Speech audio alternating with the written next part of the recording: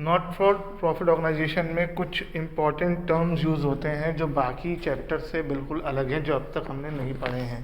वैसे ये हमारा टॉपिक का एक तरह से रिवीजन है। ये टर्म्स हम पहले भी सुन चुके हैं, एक बार इनको जल्दी से रिवाइज कर लेते हैं। पहला टर्म है सब्सक्रिप्शन।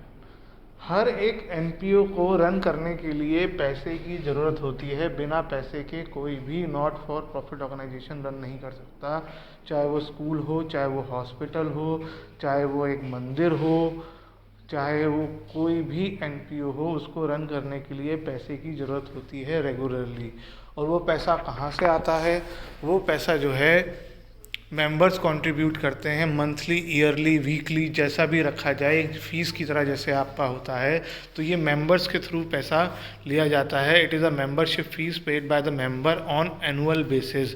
अब रिसीव करने का तरीका एनुअली भी हो सकता है, मंथली भी हो सकता है। ये सबसे बड़ा सोर्स ऑफ इनकम होता है एनपीओ के लिए। दूसरा टर्म है डोनेशन। ये कोई नया टर्म नहीं है। कुछ भी चीज़ जो दान में दी जाती है, हिंदी में दान बोलेंगे। It is a sort of gift in cash or property received from some person or organization. Donation specific purpose के लिए भी हो सकती है और जनरल पर्पस के लिए भी हो सकती है। स्पेसिफिक डोनेशन का मतलब हुआ जहाँ पर आपको ये बताया गया है कि ये डोनेशन का इस्तेमाल किस तरीके से करना है। जैसे donation for extension of building, donation for construction of new computer laboratory, या कंस्ट्रक्शन ऑफ, या donation for creation of a book bank, या जैसे एक कोई आपका क्रिकेट क्लब है तो डोनेशन फॉर टूर्नामेंट आ गया, वो टूर्नामेंट कराने के लिए कोई। तो इस पर्पस से जो है ये पर्टिकुलर पर्पस के लिए आपको डोनेशन रिसीव होगी और आप सिर्फ उसी पर्पस पे ही उस पैसे का इस्तेमाल कर पाएंगे। जनरल डोनेशन यानी जिसमें आपको डोनेशन तो मिली है लेकिन उसको किस तरीके से इस्तेमाल करना है ये कहीं नहीं बताया गया है। आप उसको किसी भी तरीके से यूटिलाइज कर सकते हो किसी भी पर्पस के लिए, तो वो जनरल पर्पस डोनेशन या जनरल डोनेशंस कहलाती हैं और इसका पर्पस होता है एनपीओ को बढ़ावा देना। लिगेसीज का मतलब है, लिगेसी वो अमाउंट है जो कोई पर्सन अपनी डेथ के टाइम अपनी विल से कोई अमाउंट अगर ट्रांसफ़र कर देता है, एनपीओ के नाम कर जाता है अपनी प्रॉपर्टी या कोई अमाउंट, तो वो लेगेसी कहलाती है। It is the amount received as per the will of a deceased person who may or may not specify the use of the amount. Donation की तरीके से वो स्पेसिफिक भी हो सकता है और नॉन स्पेसिफिक भी हो सकता है, यानी जनरल। लाइफ मेंबरशिप फ़ीस, ये वो अमाउंट है जो हम अपने किसी पर्सन को ऑफ़र करते हैं लाइफ मेंबर बनने के लिए, उससे रिसीव करते हैं कि अगर आप लाइफ मेंबर बनना चाहते हो तो एक अमाउंट पे कर दिया जाए। बार बार सब्सक्रिप्शन पे करने की जगह आप एक ही उसे सब्सक्रिप्शन पेमेंट से छूट मिल जाएगी, उसे एक लाइफ मेंबर हमेशा के लिए बन जाएगा, एक बड़ी अमाउंट उससे रिसीव कर दी जाती है। एंट्रेंस फीस, जिसे स्कूल के लिए एडमिशन फ़ीस भी कहा जाता है। जब कोई मेंबर बनता है नया, स्कूल में कोई नया एडमिशन आता है तो उससे फ़ीस ली जाती है, वही एंट्रेंस फ़ीस होती है। मेंबर बनने के लिए जो फ़ीस ली जा रही है वो एंट्रेंस फ़ीस है। गवर्नमेंट ग्रांट, गवर्नमेंट से जब हमें डोनेशंस मिलती हैं फॉर टू द एनजीओज़ तो उसे ग्रांट कहा जाता है। जैसे हमारे केवीज़ जो हैं जितने भी हैं वो गवर्नमेंट ग्रांट से चलते हैं। एजुकेशन के नाम पर गवर्नमेंट से मनी आता है, क्योंकि मैंने पहले भी कई बार आप लोगों से डिस्कस किया है, the KV is in charging enough fees from the student, इतनी फ़ीस चार्ज नहीं कर रहा है कि वो अपने एम्प्लॉयज़ की सैलरी दे सके, तो उसके लिए गवर्नमेंट उसे पैसा देती है टू पे the salary of the employees. Schools, colleges, ये सब इन गवर्नमेंट ग्रांट पर डिपेंड करते हैं।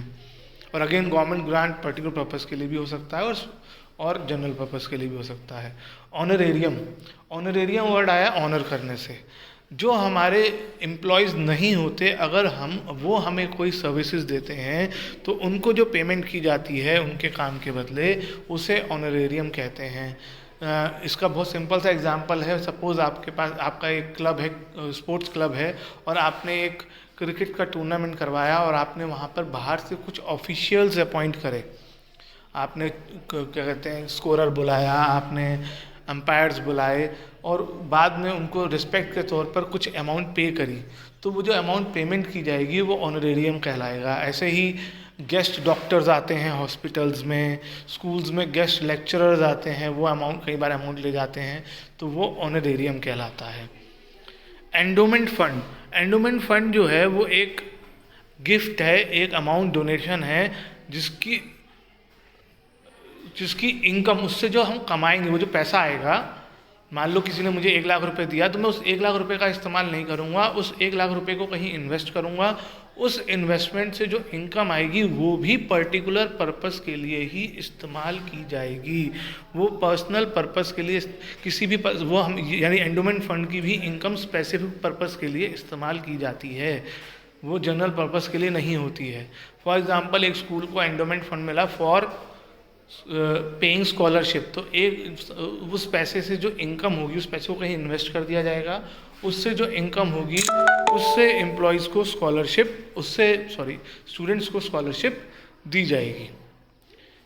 स्पेशल फंड्स, कुछ स्पेशल फंड्स भी मेंटेन किए जाते हैं अलग से, जिसमें सेपरेट अमाउंट रख दी जाती है किसी पर्टिकुलर पर्पज़ के लिए। जैसे स्कूल में प्राइज़ बढ़ता है तो प्राइज़ फंड होता है, जैसे हमारे यहाँ स्काउट एंड गाइड का काम होता है तो स्काउट एंड गाइड फंड होता है। बच्चों के टूर्नामेंट्स होते हैं तो टूर्नामेंट जो बाहर ले जाते हैं उसके लिए फ़ंड्स होते हैं, तो एक सेपरेट फ़ंड रख दिया जाता है और उस फंड के लिए जो भी अमाउंट आती है उसी फंड में ऐड की जाती है। जैसे आप जब फीस जमा करते हैं सब, तो उसमें कंप्यूटर फ़ीस जमा होती है, तो वो कंप्यूटर फंड में जाती है, और कंप्यूटर फंड में जाने के बाद जो भी खर्चे होते हैं वो उसी फंड से किए जाते हैं, और जो भी कंप्यूटर फंड के लिए जो भी पैसा आता है कंप्यूटर के लिए वो उसी फंड में जाता है और उसी फंड से खर्च भी किया जाता है। लेकिन ऐसा नहीं है कि हम उस फंड से ज़्यादा खर्च नहीं कर सकते हैं, ज़्यादा भी खर्च कर सकते हैं, लेकिन अगर कम खर्च हो तो बचे हुए पैसे का हम किसी और पर्पस के लिए इस्तेमाल नहीं कर सकते। फंड जो है वो रिस्ट्रिक्टेड है, उस अमाउंट का इस्तेमाल सिर्फ उसी चीज़ पर खर्चे पर किया जाएगा जिस चीज़ के लिए वो बना हुआ है।